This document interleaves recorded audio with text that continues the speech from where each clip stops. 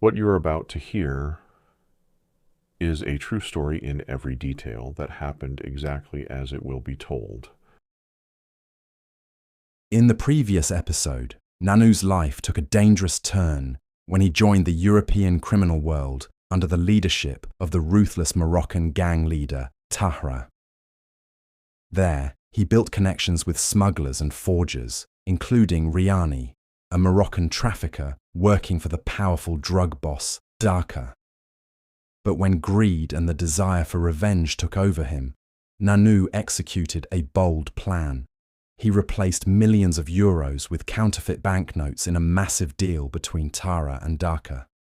Now, the counterfeit money is in Darka's hands, and Riani's name is written on the bundles. And Nanou believes he carried out the perfect crime. But in the criminal world, no secret stays hidden for long. A few days later, Darka entered the room where he kept his money. He sat at the table, pulled out the bundles of banknotes that carried the name Riani, and began to count them carefully. But something caught his attention. Some of the notes looked different from the others. Their texture was strange, their colours not exactly the same. He scrutinized them over and over.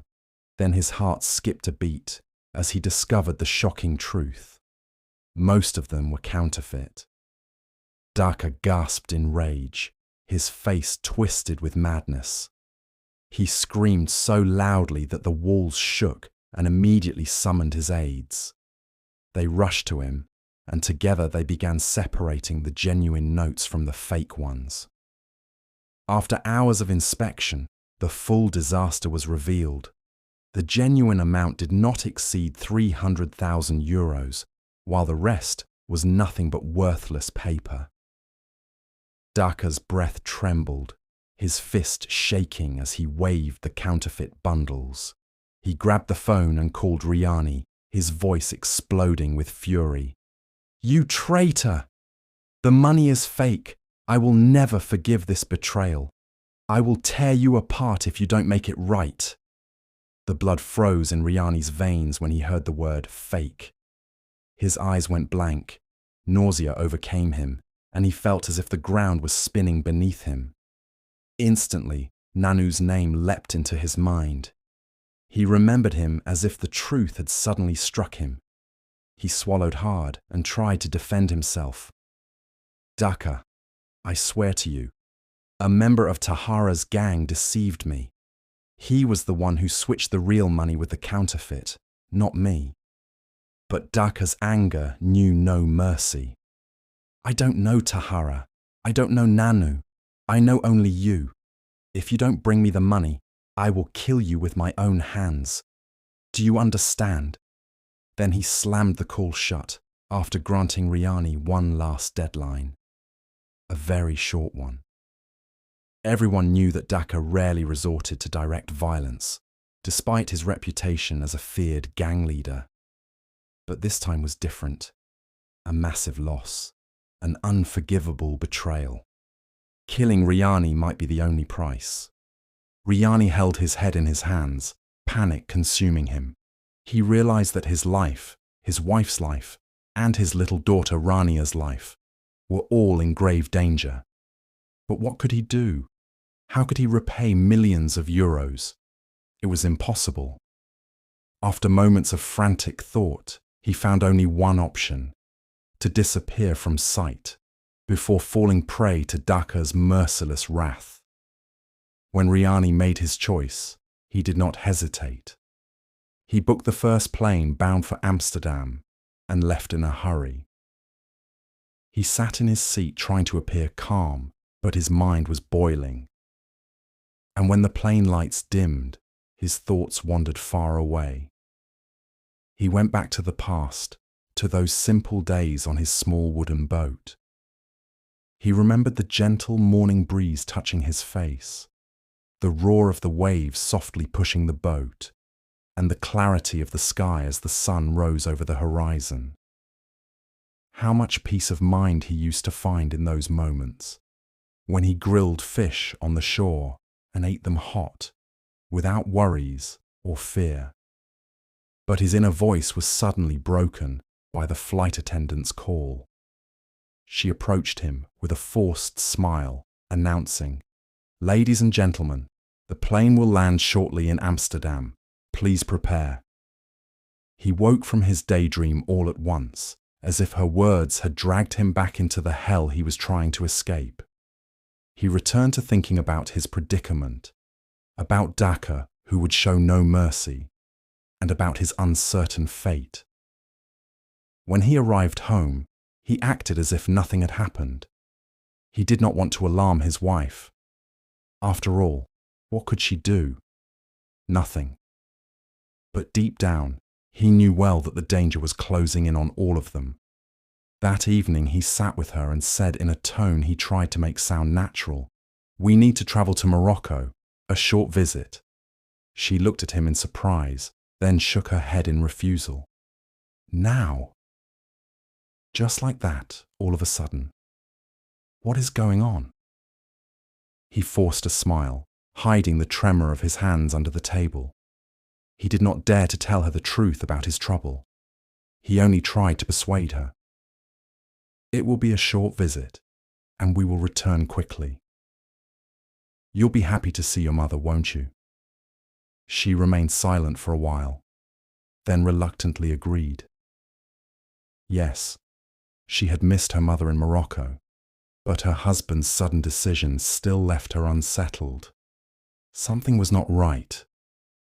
Riani did not return to his home as expected, but instead made a sudden decision to go with his family and stay in his wife's mother's house. Deep down, he believed that Dhaka and his men would never think of searching there. In his eyes, it was the safest refuge. The days passed slowly, and as time went on, suspicions began to grow. His wife's mother and other members of the family found no explanation for this unusually long visit. As for his wife, her worry grew even more than theirs. She observed her husband's behavior in silence, but found no answer to her questions.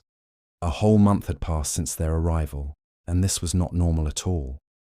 She felt there was a dangerous secret he was hiding from her, and every time she tried to press him for an explanation, Riani evaded with vague words that convinced no one.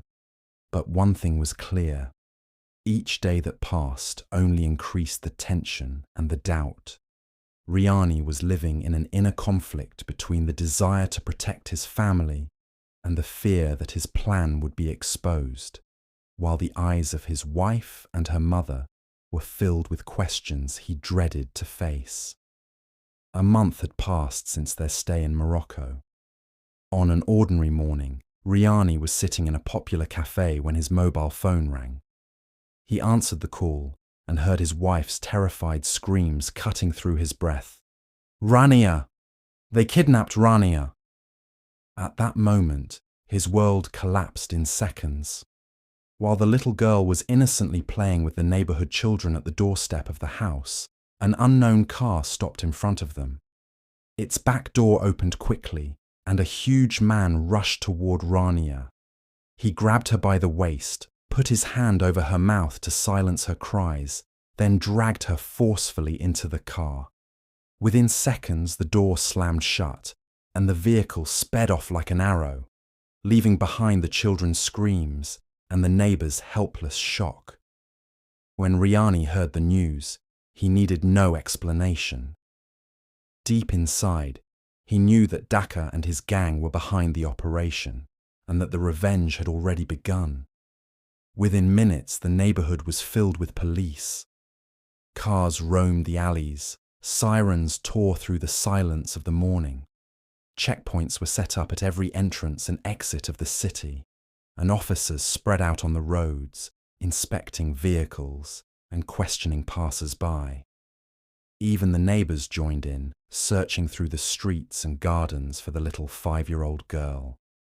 But Riani, amid all the chaos, remained calm in a way that aroused suspicion. He knew that these measures, no matter how strict, would be useless. His enemies were professionals, far too clever to leave a trace behind. In his mind, he was quietly planning. How would he save Rania? After long hours, the call he dreaded came. Your daughter is now on her way to Spain.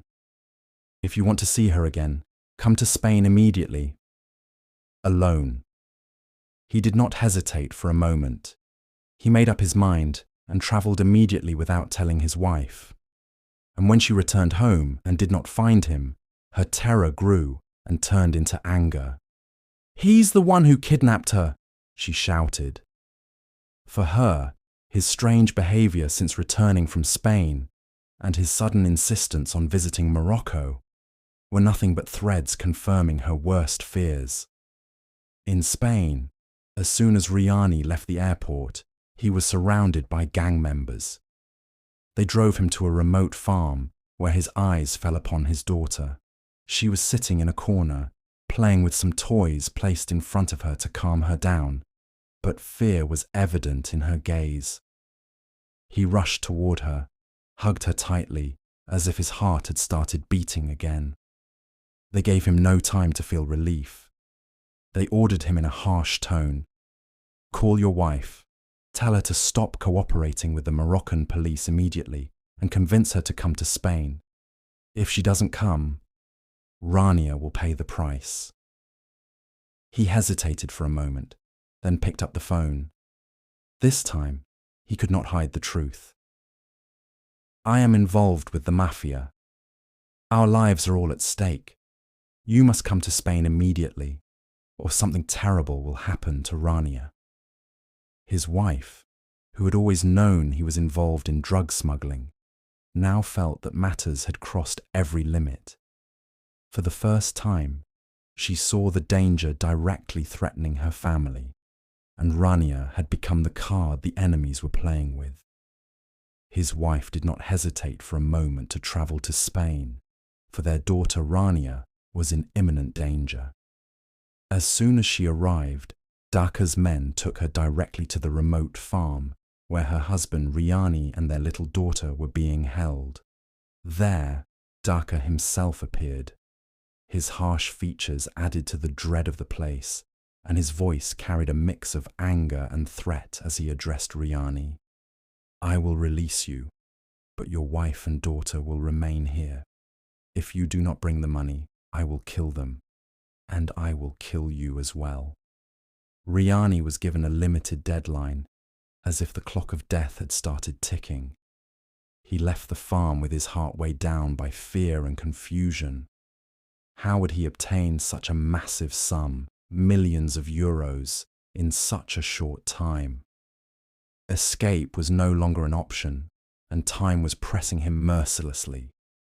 Inside him, dark thoughts began to take shape. Theft, robbery, kidnapping, anything to save Rania. He decided to turn to some of his old acquaintances from the world of organized crime. He confessed to them that his daughter was in Daka's grip and that he needed a major deal that would bring in millions. One of them introduced him to two Moroccan brothers known as the Selika brothers, mysterious figures who moved between shadow and light, almost like double agents. They obtained secrets of major deals by exploiting the chatter of careless smugglers, then sold that information at exorbitant prices to whoever paid more. Riani met with them and told them he was ready to pay anything to save his daughter.